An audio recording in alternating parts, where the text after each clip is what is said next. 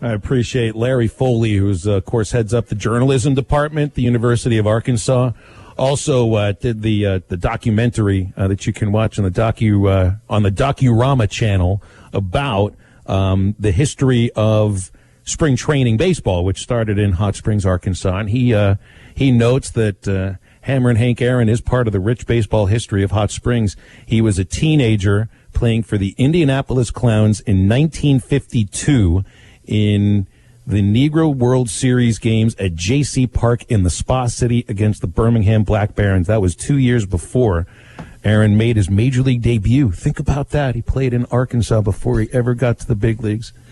Brett Dolan's with us, and this is a guy that's good to talk baseball history with. And Brett, you and I are baseball guys, I think, at our heart more than anything else. And my heart feels really heavy today with the passing of Hank Aaron. I just wonder what your thoughts of, I think, the all-time great right fielder in baseball history, and just somebody that was much more than just a baseball player.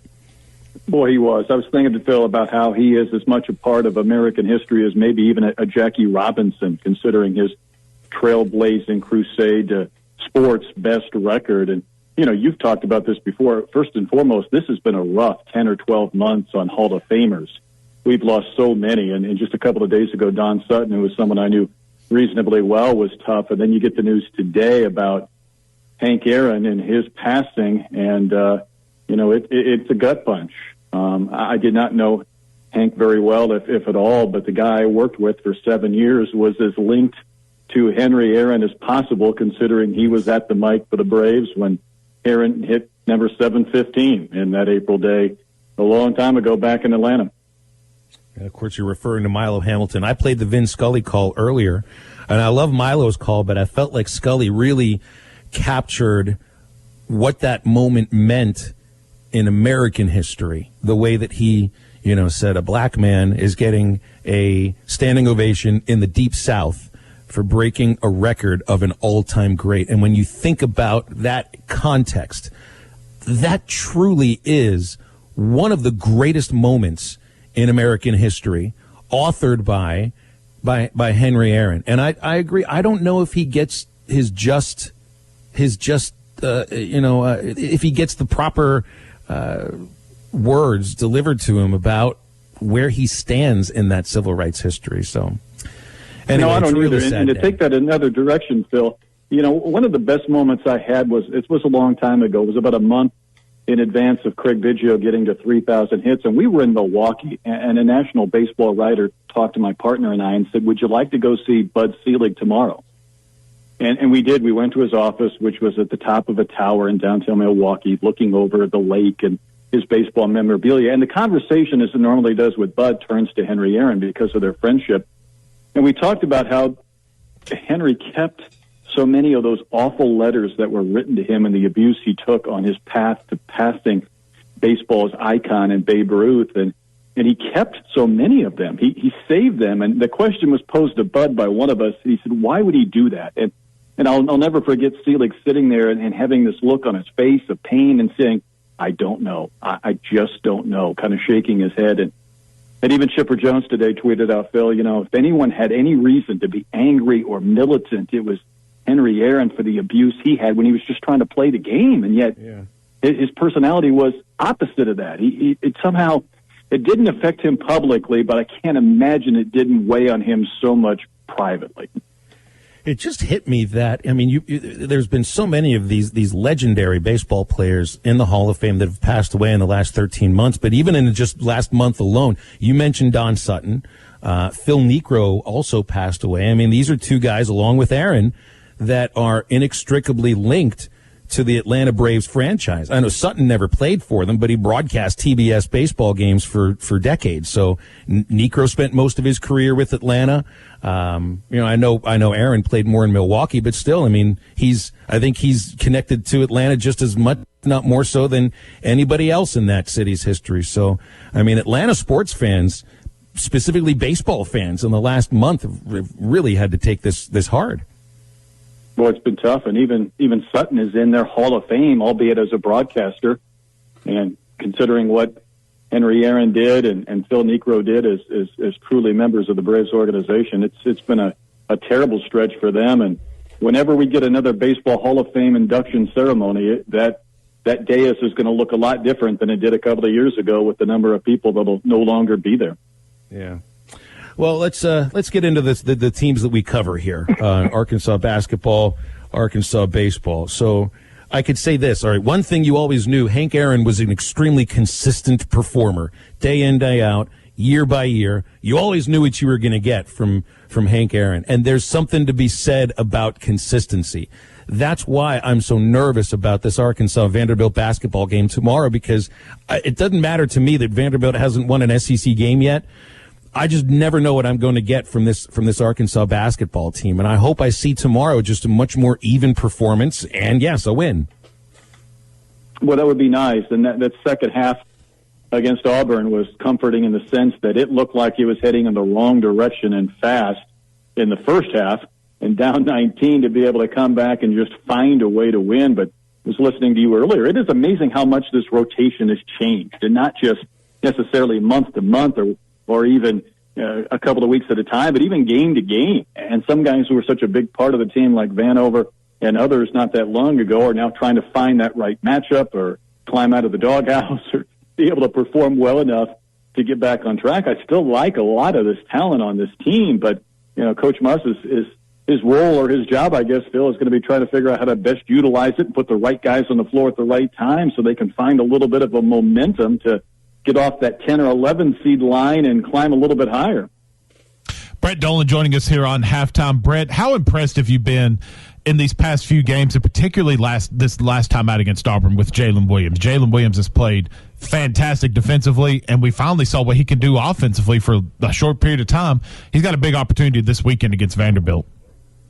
He sure does, and there's just the intangibles about him that are obvious, and the way he plays with intensity, the way he seems to have a knack to getting to rebounds, and seems to be in the right place at the right time. And he's one of those guys that he could have an 8-7 game and have a major impact, or even a 5-point, 10 rebound game.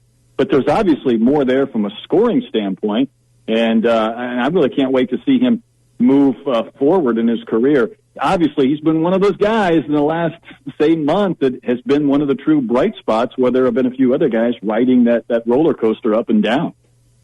What about Desi Sills? He finally got off his cold streak and had a fantastic game also against Auburn. And I'm curious, if you're Coach Musselman, or if you're the head coach, Brett, what are you going to do with Desi? Or do you want him to start, or do you think he's better suited coming off the bench in relief, being the first man off, and just kind of getting into the flow of the game as it is, and just kind of a wait and see at some point? What would you do with Desi Sills moving forward? I guess I'm going to go against my instinct. My instinct always is, hey, if you're good enough to play and start rather than come off the bench. But for whatever reason, there is a comfort level. At least it seems like there's a different result with Desi when he comes off the bench.